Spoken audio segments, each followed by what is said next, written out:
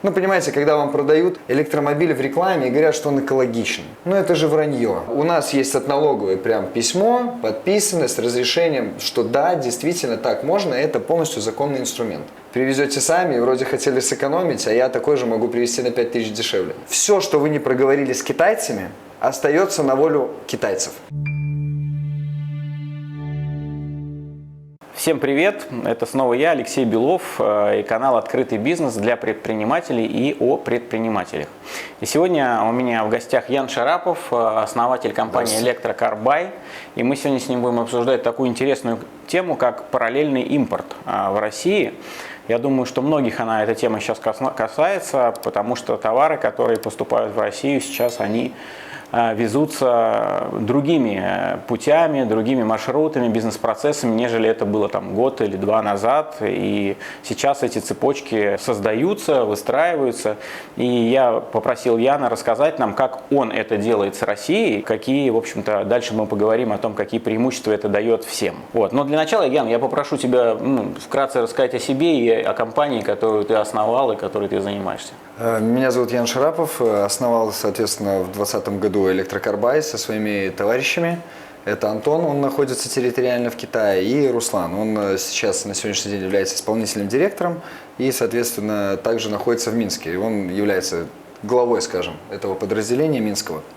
Закрывает вопросы. Очень интересная история в том плане, что, имея товарища близкого в Китае, понимал, что чем-то будем заниматься.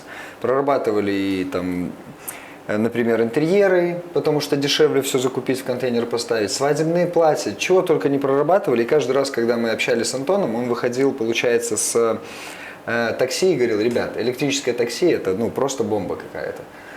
И началось за это все, и у нас как раз-таки в 2020 году льготы.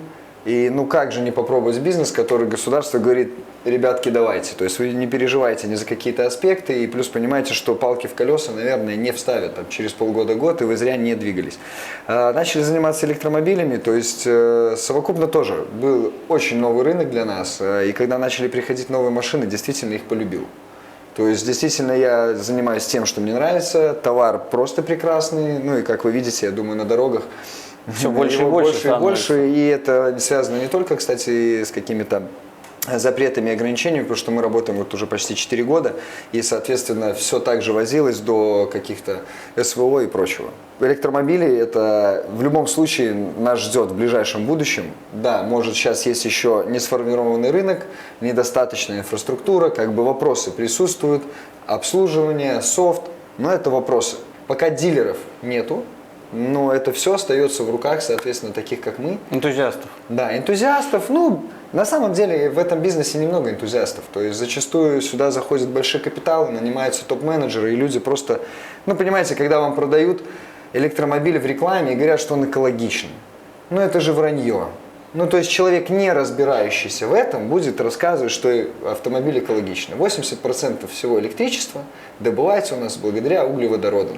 Поэтому заливайте вы бензин или электричество, а СО2 у вас в воздух все равно улетает. Но тише становится. Только до вас, да. Электромобиль сам по себе тот продукт, который может использовать чистое электричество, но мы, к сожалению, еще не научились его в нужном объеме получать.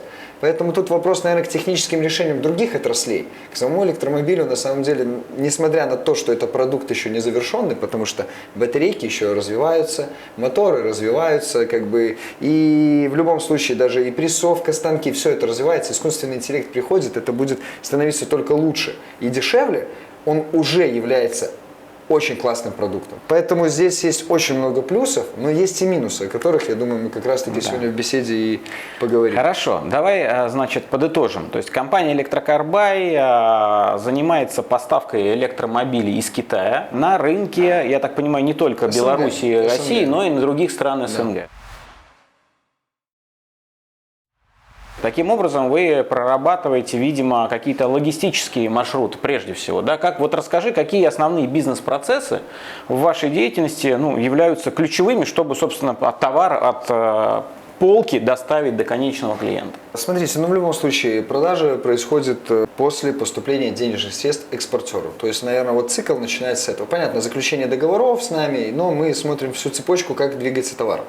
Товар может быть находиться как у экспортера в наличии, так и под заказ с завода так и на каких-то партнерских стоянках. То есть у него есть какие-то связи, он может выкупать с других каких-то площадок.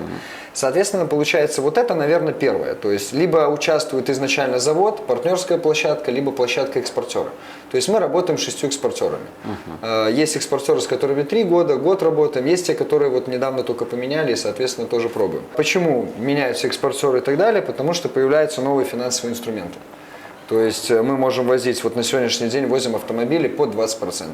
То есть человек платит 20%, машина переходит на таможню, у него есть неделя, чтобы оплатить 80%. Там дальше у него уже идет неустойка. Соответственно, хорошо, автомобиль, допустим, мы оплатили, он у экспортера, все, приехал к нему на стояночку. Соответственно, автомобиль является, например, новым с завода. Новый электромобиль экспортировать нет такой возможности ни у кого. То есть это должна быть официальная дистрибьюция, либо дилер. То есть вот как Воя у вас, например, она есть, это официально. Все остальное, кто заявляет на рынке, что мы официальные представители, это либо какой-то маркетинг, либо просто наглая ложь. Вот. Соответственно, надо сделать машину БУ. Ее надо поставить на учет. Либо на юрлицо, либо на физлицо снять. Китай. Да. То есть машина осталась новая, у нее остался пробег там этих 10 километров, но она уже по документам БУ. В этом случае экспортная компания может также подготовить документы на экспорт автомобиля. Очень многие, опять же, на рынке заявляют, что мы экспортная компания. К сожалению, нет. То есть, как бы, я знаю игроков на рынке, которые уже давным-давно этим занимаются и так далее. Все экспортные компании все равно китайские.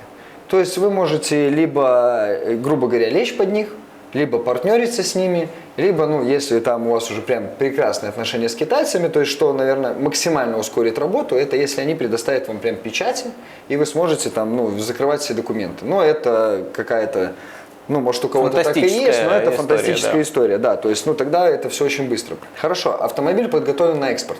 На экспорт подготавливаем, опять же, нам надо понимать, какая будет логистика. Если это ЖД море, если это контейнер море, если это ЖД поезд и если это автовоз. То есть документы совершенно разные, и затаможка происходит разная.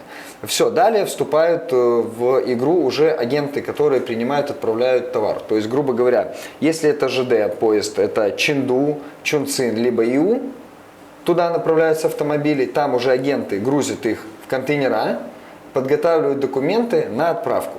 То есть вот документы по экспорту согласовываются у нас с Минским офисом, документы по отправке ЖД и так далее также согласовываются с Минским офисом, чтобы не было ошибок, потому что любая ошибка незначительная может привести, во-первых, к трате времени, во-вторых, к трате денег. Соответственно, после того, как агент встретил и погрузил, неважно, это будет порт, ЖД-станция, либо Харгос, соответственно, подготовка документов.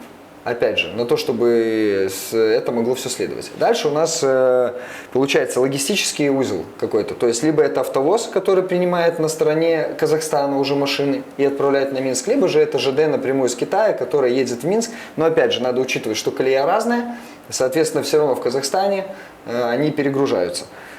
И вот уже в Минске начинается наша работа, то есть мой представитель, у него есть от юрлица все доверенности на автомобиль, и он производит все оплаты, все документы предоставляет. То есть он общается от лица клиента со всеми госорганами у нас в Беларуси. Но здесь же, опять же, есть Белтаможсервис, например. Да? То есть это все равно лицо государственное, которое принимает контейнер, с которым нам надо взаимодействовать. Они есть. Есть, соответственно, Ростаможка. То есть есть декларанты, с которыми также надо общаться. Вот если, допустим, машина оседает в итоге в Беларуси, то вот, наверное, цикл и закончился. Остается там мойка, детейлинг, какие-то там вещи. Если же человеку автомобиль нужен в Россию, то у нас, получается, появляется еще такое понятие, как сертификат безопасности транспортного средства. Да. Вот, его изготавливают, соответственно, в Беларуси либо в России. Большой разницы нету, у нас ГЛОНАСС ставится, у вас, насколько я понимаю, еще до сих пор не ставится. Но, опять же, закон такой, что когда они появятся, их надо будет все оснастить. Поэтому, наверное, лучше сразу его поставить и не переживать. Ну и, конечно же, ПТС. Здесь, опять же, хотелось бы сказать про вилку. То есть, если человек покупает автомобиль с СБКТС, то есть белорус должен до постановки на учет получить СБКТС.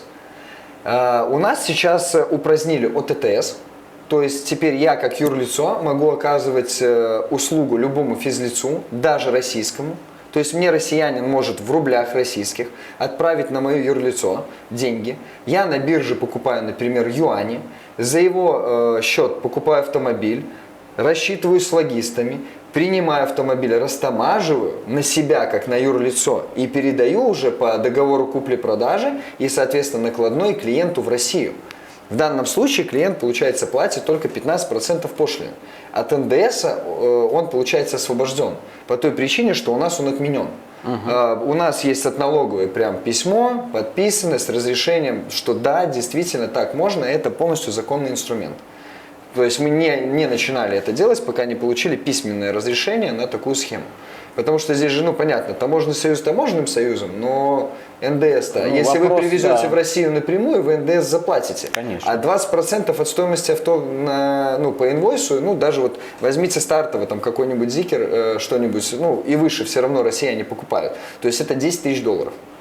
Экономия существенная. 10 тысяч долларов, да, может либо сэкономить клиент, либо я заработаю 10 тысяч долларов. Ну вот это из вся того, разница. что я слышу от тебя, насколько спасибо, что так подробно рассказал про всю цепочку, я так понимаю, что там это даже еще не все, но Да, это, по это крайней глобально, мере, да. основные, чтобы зрителям было понятно, да, насколько вот этот параллельный импорт, фактически это бизнес-процесс параллельного импорта, привоз товара из Китая в РФ через страны, в данном случае Ян Через Беларусь, использует да. Беларусь, другие компании используют еще Киргизию, используют Казахстан, да, ну, в общем-то, страны, которые так или иначе с Россией имеют торговые обороты и которые имеют определенные договоренности о каких-то возможных льготах, там, и поэтому там, где это легально, можно использовать, то компании этим пользуются, да. Вот, поэтому, чтобы сделать правильное понимание того, насколько сложно привезти товар из Китая в Россию, на примере электромобиля, да, вот эту цепочку всю, которую Ян рассказал, ее надо как минимум в ней разбираться, а как максимум надо иметь все эти контакты, что очень важно. И еще один нюанс здесь, наверное, чтобы так вот красок в эту теоретическую выкладку вставить, это азиатский менталитет. Это берется и китайцы, и все страны, и так далее. Я прожил сам полгода в Китае. У них картина мира другая. В принципе, все понятия другие, отношение к вещам другое. То есть в целом они совершенно другие люди, и у них другие вещи. То есть мы привыкли к западному подходу в бизнесе. Да? То есть договора, сроки исполнения, заполнения. Если вы сами не проверите документы за экспортером, 50% шанс у вас есть, что у вас будут проблемы на таможне. То есть вы это будете потом переделывать, писать письма, экспортер будет писать. Трата времени, денег, до времени. То есть вы за это время можете заняться чем-то другим. Поэтому, когда можно ли привезти самому, можно. Вопрос, сколько вы потратите времени и сколько вы переплатите за это. То есть, если вы потратите на это там, месяца своей жизни, в поту, не спя и так далее, то, наверное, проще переплатить какую-то комиссию уже людям, которые этим занимаются, и спать спокойно. Опять же, допустим, есть в Китае такое, как возврат НДС. То есть, не все экспортеры возвращают НДС вам, как покупателю. То есть, они возвращают себе это как доп. Заработок. Да. Поэтому, соответственно, вам надо искать тех, кто будет с вами в открытую работать. Поэтому, чтобы не получилось так, что вы купите автомобиль, привезете сами, и вроде хотели сэкономить, а я такой же могу привезти на 5000 дешевле. Ну, Так чаще всего, ты знаешь, так чаще всего и бывает, потому что вот эти бизнес-процессы, они нарабатываются реальным опытом работы, да, и вот сколько ты поменял уже там партнеров там и логистических, там и каких-то агентов и так далее, это же говорит о том, что реальная работа, и в том числе разница в менталитете, которая, да, она так или иначе приводила тебя к каким-то выводам, и ты менял этот бизнес-процесс, чтобы сделать его лучше, чтобы конечный клиент оставался в итоге доволен. Хотел теперь спросить тебя про конкретно спрос со стороны России. Да, вот что сейчас, вот по твоим наблюдениям, за последние, вот эти 2 года, я так понимаю, рынок, конкретно с твоим товаром, рынок электромобилей, он сейчас находится в стадии активного роста. В Китае, насколько мне известно, каждая 3-я машина продается новая, это электромобиль. В некоторых странах Европы, такие как Норвегия, вообще 80% продаж, 90% даже уже процентов продаж достигают это электромобили. Наши страны СНГ пока в этом отношении отстают. Есть более успешные, там, такие как страны, как Беларусь, где уже инфраструктура достаточно развита. Что ты видишь по своим продажам, насколько спрос со стороны россиян на покупку автомобиля в Китае с помощью услуг твоей компании, насколько он сейчас растет и в какую сторону он смещается, там, в сегмент более дорогих, более дешевых машин, и кто эти клиенты все-таки, это в основном физические лица, и есть ли у тебя клиенты юридические лица? Хорошо, смотрите, во-первых, в России тенденция к электромобилям пришла однозначно, это видно по одной простой статистике. В июле месяце на учет было поставлено больше 500 зикеров на 01. Это первый месяц, когда Volkswagen ID4 уступил первенство. То есть до этого Volkswagen ID4 был бестселлером. Он всегда занимал эту первую строчку. Теперь он занимает вторую. По аналитике июня-июля месяца мы понимаем, что вторую, третью, четвертую строчку занимает Evolute. Evolute, давайте будем с вами по-честному, не очень там машина, да, то есть это 18 года выпуска «Инженерная мысль» в Китае, да, которая сейчас уже доживает там свои дни в такси, на которых я ездил, видел, и теперь они собираются у нас. Соответственно, но они занимают по продажам третью, четвертую строчку. Почему? Это вопрос, наверное, отвечается физлица и юрлица, потому что юрлицы себе покупают здесь. Каршеринги, такси и так далее, в лизинг и так далее. Плюс у данных машин, выпущенных, произведенных на территории РФ, у них есть порт CCS2 Combo. То есть они уже с европейским портом, инфраструктура намного больше автоматически становится. Не надо ни переходники, ничего. Но и вот при постановке на учет, да, если мы посмотрим выборку там за последних 5 месяцев, например, то мы увидим Volkswagen 4.6, Zeekr, BYD TAN, вот такие автомобили. Но находясь в Москве, я на BYD Силе чувствую себя одним на BYD. То есть я понимаю, что в Москве меньше Zeekr на 01, в принципе, ничего, скорее всего, нет. Даже ID-шек я не встречаю. То есть, соответственно, мы понимаем, что здесь именно Москва, если мы рассматриваем, то это премиум сегмент. То есть даже вы, когда приходите к Рольфу, вы спрашиваете, а могу я привезти BYD? Они говорят, нет. Зикеры выше. Да. То есть в этом смысл. И, наверное, вот еще у вас был один вопрос. Кто у меня клиент? У меня клиент на сегодняшний день физлицы в основном. То есть мы оказываем именно физлицам. И именно через Беларусь получается дешевле, чем на местном рынке. Соответственно, поэтому россияне идут работать с нами через Беларусь. Понятно. Ну, я тут, наверное, просто подтвержу твои вот наблюдения, которые ты рассказал. Москва, она практически, естественно, отдельное государство, да, и уровень дохода самый высокий, один из самых высоких. Есть там нефтедобывающие регионы еще, да, в России, которые там достаточно высокий уровень дохода, но по количеству населения именно и по уровню дохода, понятно, Москва занимает абсолютно первое место в России. И людей с заработком, которые хотят покупать себе премиальные товары, здесь больше, чем, наверное, в любом городе СНГ. Поэтому с учетом ухода немецких брендов, а это продолжается, я смотрю за этой историей, как немцы продолжают пилить сук, на котором сидят, да, то есть они сначала там отключали дилерство официальное, потом они отключают даже сейчас программы поддержки, то есть невозможно там обновить машины, становятся немецкие. И, даже запчасти, и все уже везется, насколько я понимаю, также вот параллельным импортом, как ты везешь из Китая, они везут из Германии, там, да, или из других стран. Или аналоги китайские возят просто, вот и все. Поэтому, рынок не может быть не востребован. То есть люди, которые привыкли ездить на Мерседесах, BMW, Лексусах и других премиум-марках, они хотят покупать себе новые машины, они хотят покупать себе машины технологичные, которые уже, скажем так, на шаг впереди, чем то, что они имеют на сегодняшний день. И, конечно, тренд на электромобили, он все равно очевиден, и плюс все-таки наше правительство тоже дает массу льгот и в налогах, и в владении. И в том числе, если говорить конкретно про Москву, то огромные преференции по парковкам бесплатным и по использованию платных дорог на безвозмездной основе, по крайней мере, в этом году.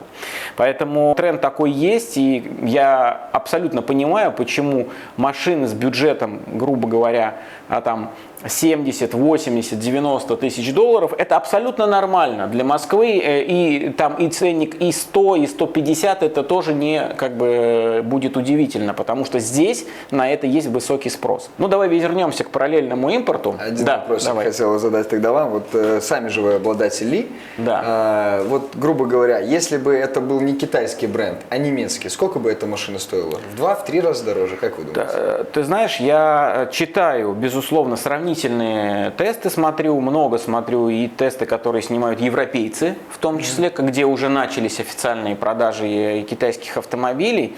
И я понимаю, что наценка за бренд у европейских автомобилей, она крайне высокая. Да? И то же самое, там, да, мы берем там вот Li Auto, это, наверное, там а-ля конкурент, может быть, BMW X5 серии, да, или там Mercedes GLE, вот, или, ну, в общем, такие автомобили явно будут стоить, ну, наверное, минимум на 40-50% дороже, если бы они были под маркой BMW и Mercedes продавались, да. Но я смотрю за теми тенденциями, которые происходят, и вижу, что уже немецкие производители приходят к китайским. Из последнего это Volkswagen купил 5% долю в компании Xpeng. Сейчас пока не подтвержденной информации Mercedes пытается договориться с NIO, да, чтобы тоже заключить сотрудничество разного рода, там, от технологий определенных китайских до производства, естественно, для использования инфраструктуры, которую китайцы очень мощно в Китае разворачивают, а китайский рынок, как мы знаем, он самый большой в мире рынок электромобилей. Давай вернемся к параллельному импорту, как к основной теме нашей сегодняшней беседы. Я хотел спросить тебя, вот я думаю, многие предприниматели, которые, возможно, будут смотреть наш канал, они так или иначе хотели бы организовать подобный импорт из Китая, например. Да? Ну, кто-то занимается там мебелью, кто-то занимается... Сейчас масса товаров. Если мы посмотрим на баланс товарооборота России и того же Китая, например, да, и в принципе стран, с которыми Россия поддерживает сейчас торговые отношения, то он очень кардинальным образом с момента введения СВО сначала он упал очень сильно, потому что все было закрыто, ничего не работало, параллельный импорт не работал, все основные схемы были практически свернуты. Непригодны, да. Да. А теперь, спустя уже 2 года, можно сказать, да, вот первый год сначала все пыталось, настраивалось и так далее, а теперь этот год это настолько быстро поехало, да, что объем импорта, он стал одним из ключевых факторов, в том числе ослабления российской валюты, потому что очень много товаров идет из-за рубежа, а ее покупать надо в валюте. Значит, спрос на валюту, пусть и дружественную, тот же юань, тот же гонконгский доллар высокий, и рубль стал ослабевать. Для многих это тоже положительный фактор, но я хотел тебя сейчас спросить вот о чем. В связи вот ты уже этот путь прошел, и прошел его еще до начала СВО, до начала всех этих ситуаций, ты видишь, как он эволюционирует. Вот расскажи из твоего опыта, с какими сложностями, ну вот тебе приходится сталкиваться, да, основные моменты, когда вот если предприниматели захотят пройти твой путь и везти какой-нибудь товар из Китая, на что им следует обратить внимание особенно, да, где можно наступить на грабли, потерять время, потерять деньги, потерять репутацию. Вот что ты считаешь важным? Самое важное, наверное, здесь будет законодательство и вектор вообще государства, куда оно двигается. Первых 3 года мы никогда не сталкивались с никакими проблемами в Беларуси. Этого просто не было. В начале этого года у нас упразднили счет справки, то есть стало больше, бизнес-процесс вырос. Соответственно, у нас потом упразднили ОТТС, нам разрешили возить на юрлицо, то есть мы перестроились. Это все хорошо, но это ломает бизнес-процесс, который надо выстраивать. И как показывает практика, все равно раз в полгода вы все бизнес-процессы перелопачиваете, потому что вот наша отрасль, она не сформирована. Ни одно из государств еще не поняло свою политику, они не понимают, как они хотят это регулировать. Поэтому уже заходят какие-то большие игроки, дилеры и так далее. То есть сейчас объем вырастет и регулирование придет в четкую плоскость. Вот, поэтому здесь тоже надо понимать, когда вы начинаете работать с каким-то товаром новым, с Китая, а так как у нас закрыты все западные рынки, Это с чем угодно можно. Ну, от наполнителя, упаковки, да все. Вот от базовых каких-то вещей все можно заниматься. Здесь надо понимать специфику, чем вы хотите заниматься. То есть, если у государства уже есть понятные правила игры, то, конечно, хорошо изучите правила игры, юрист, бухгалтер, и поехали. То есть здесь тогда только поправка будет, наверное, на менталитет и на логистику. Ее надо понимать, что она не постоянна.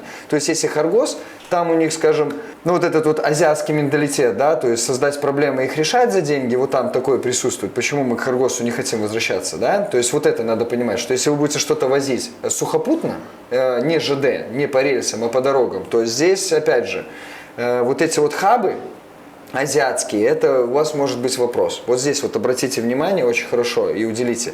И, соответственно, в принципе, менталитет в Китае такой. У них есть такое понятие «почти как надо». То есть, грубо говоря, у нас в самом там, первом году мы встречались, например, был автомобиль, все там хорошая цена, мы его заказываем, он приходит, он по кругу в царапках. И мы спрашиваем, почему так? Они говорят, так а что такого, нормально. Ну, поцарапан, ну, это же почти как надо там, ну, вот, то есть для них это нормально. Поэтому, наверное, вот самый важный аспект, все, что вы не проговорили с китайцами, остается на волю китайцев. Вот, то есть четко, каждый момент, при каких обстоятельствах, какие действия кто должен предпринимать. Все, как только вы оставляете что-то в плавающем состоянии, ну, такой менталитет, что они разыграют эту ситуацию так, как выгодно им. Вот у нас есть какое-то, мы пытаемся всегда, мы люди как бы, вот душевные, вот русские, там, вот есть такое, все равно друг перед другом как-то и стыдно, и неудобно, и ты, ну, сделаешь так, чтобы было по-человечески. А там такого нет, как бы, так мы же с тобой не оговаривали. Ну да. Ну, я сделал так, он тебе улыбается. Вот, поэтому, наверное, вот этот будет второй, первое, логистика. Если вы занимаетесь логистикой, сами выезжайте на места, сами лично общайтесь, это очень сильно помогает в решении каких-то либо вопросов. Удаленка вам могут рассказывать любые сказки. И второе, четко проговаривайте свои требования и требуйте. Не бойтесь требовать. Я с Яном общаюсь уже достаточно давно. Мы с ним познакомились в Минске в прошлом году, когда я заказывал автомобиль. Потом его изготавливали, потом его доставляли. И я, в общем-то, я на себе ощутил определенные сложности, как менялся, вот в том числе и законодательство менялось, как менялись таможенные правила, как менялись какие-то пакеты документов. Потому что моя машина в это время ехала, и я видел, сколько было сложностей. Мы с Яном были на связи, и как бы столкнулся, как говорится, на собственной шкуре. Вот.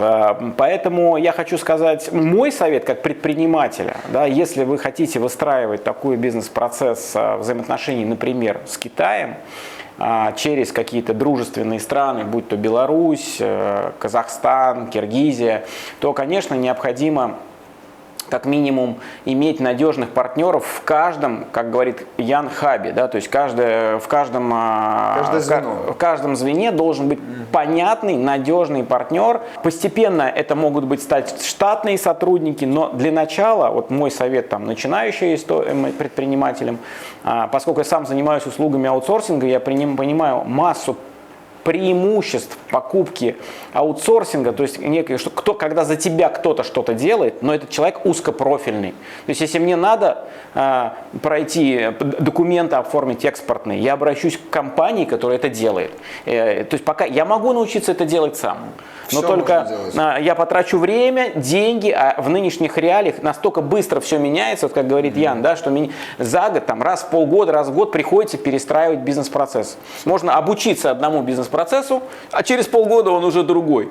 Поэтому имеет смысл предпринимателям использовать как минимум на начальный, пока бизнес строится, выстраиваются вот эти все цепочки, использовать правильных партнеров и использовать их услуги для того, чтобы конкретные участки этой цепи закрыть, там, взять свою, там, у тебя сильный маркетинг, например, сильная розница, сильные продажи, окей, good, но возьми тех людей, которые тебе вовремя довезет в указанные сроки, которые оформят тебе правильные документы, которые не подведет тебя, чтобы потом не прилетело какие-то налоги там, или что-то еще. Ян, я, наверное, на этом буду заканчивать нашу с тобой беседу. Спасибо тебе за такой подробный, детальный рассказ про то, как происходят вот эти детали бизнес-процесса и цепочка выстраивается поставки из Китая Китая в Россию через Беларусь. И я хочу там, а мы оставим, конечно же, ссылку в описании на сайт Яна, если кто-то заинтересован там в покупке личного электромобиля или же в партнерстве с Яном, с его компанией, так как те вот эти этапы компания Электрокарбай уже прошла и имеет свои хабы и в Китае, и в Беларуси, и там в других странах, я так понимаю, с которыми сотрудничает. Поэтому обращайтесь, пишите Яну, пишите его сотрудникам, и я думаю, он будет рад вам помочь. Поэтому не упускайте свой шанс. Пользуйтесь современными гаджетами. Спасибо. Спасибо тебе еще раз. Спасибо.